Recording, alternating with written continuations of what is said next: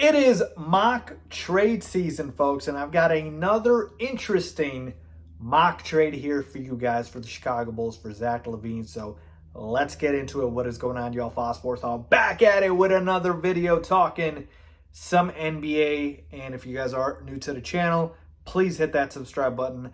I would really appreciate that. Now, you might be thinking, Faiz, why are we doing these mock hypothetical trades? Well, for one, it is the downtime of the sports world right now. And so content is kind of hard to come by. So kind of doing my best here, people. But more importantly, number two, we know that Zach Lavine is getting traded. And we know the Bulls are going to make this happen. It is a matter of when and not if. And with that being said, one of these mock trades will happen. It might not be the exact one, but it most likely will happen. No, it actually will happen. He will get traded, but it just depends on what the actual compensation will be. So here we go. This trade for Zach Lavine comes via Bleacher Report from Greg Schwartz, and I thought it was very, very interesting. I thought it was fairly solid. So it's a 3-team trade here, so buckle up. All right, let's go through the trade first and foremost. The Los Angeles Clippers get Zach Lavine in this trade, along with 4 second-round picks, a 25 and a 2026 second-round pick via the Denver Nuggets, and a 2028-2029 second-round pick via the Chicago Bulls. The Denver Nuggets get Russell Westbrook and Amir Coffey. And finally, here we go, the Chicago Bulls get Norm Powell, PJ Tucker, Bones Highland, and Zeke Naji. All right, so let's break this trade down first and foremost from the other team's perspective, and then we'll get into the Bulls here shortly. So from the Clippers' perspective, folks, the Zach Lavine Clippers rumors have been going on for a while now. We just got more, kind of speculation out there that the Clippers are interested in Zach Lavine, or still interested in Zach Lavine, and he would be a good fit for them, man. Alongside Kawhi Leonard and James Harden, there's a clear hole that was created by the departure of Paul George, so Zach slides in there at the 2. Harden, Zach, Kawhi, that's a pretty decent, trio there for the Clippers, and they need all the talent they can get as the Western Conference is only getting better. So to me, Zach to the Clippers makes all the sense in the world. He's been wanting to go to LA. Maybe it was to the Lakers, but hey, the other LA team's not bad. So the Clippers, it makes sense, and they're getting some second-round picks here to kind of swallow that contract, if you will, right? Because it's so bad, according to the NBA world. So they're getting 2 picks here from the DeMar trade. It's not first-round picks. It's 2 second-round picks, which I told you I'm okay with. That's the most I'm giving up to offload Zach. All right, so moving on to the Nuggets here. So they get Russell Westbrook, who they have been rumored to be interested in for a while now.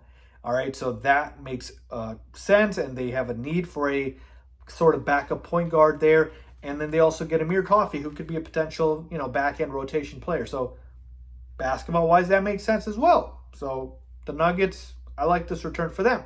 And then finally, here we go. Chicago Bulls, they get Norm Powell, PJ Tucker, Bones Highland, and Zeke Naji. We'll start with the 2 veterans in Norm Powell and PJ Tucker. Now, Norm Powell, I don't like the fact that he's not an expiring contract, but he is definitely a guy who you can 100% flip at the trade deadline and get a contender interested in him to give you some assets. All right, so Norm Powell has no long-term future with the Bulls other than being a trade chip, a trade asset, and he is good enough to be one because a lot of teams will look for him as sort of this bench scorer, if you will. So I would like that in this trade, so that's why I'm okay with Norm Powell, even though he's not an expiring contract, okay? So that's the first part. Number 2, PJ Tucker, expiring contract, that's it. He's nothing else but an expiring contract.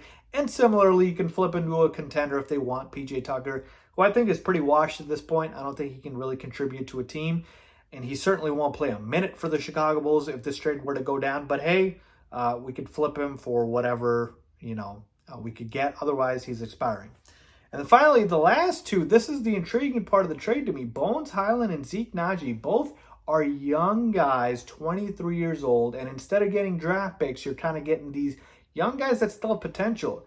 Bones Highland, whenever he's gotten playing time, has produced. And I know the Bulls have, quote unquote, a decent amount of guards here, but I think Bones Highland has a future in this league as a decent scoring guard. So I like him. And then Zeke Naji has just never been able to get any sort of consistent playing time on a stacked Denver Nuggets team. So he's a guy who could also maybe make an impact in the front court. Either which way, they're developmental players that, hey, you could take a shot on their potential, and I don't mind that at all. This is better than giving away Zach for nothing and getting nothing in return, right? And instead even giving up assets. So to me, I like that. I like that. So everything the Bulls are getting in this trade, they can either flip in Norman Powell, it's expiring in PJ Tucker, or it's young players that could develop potentially into something in Bones Highland and Zeke Naji. So overall, I like this trade a lot, this proposal. I think this is by far my favorite one. If this were to go down, I would like it a lot for the Chicago Bulls. So, hey, Mark Eversley, Arturas Karnisovas, if you're listening, make it happen. Zach to the Clippers. Let's get it done. So let me know what you guys think about this trade. Leave a comment down below with your thoughts as always.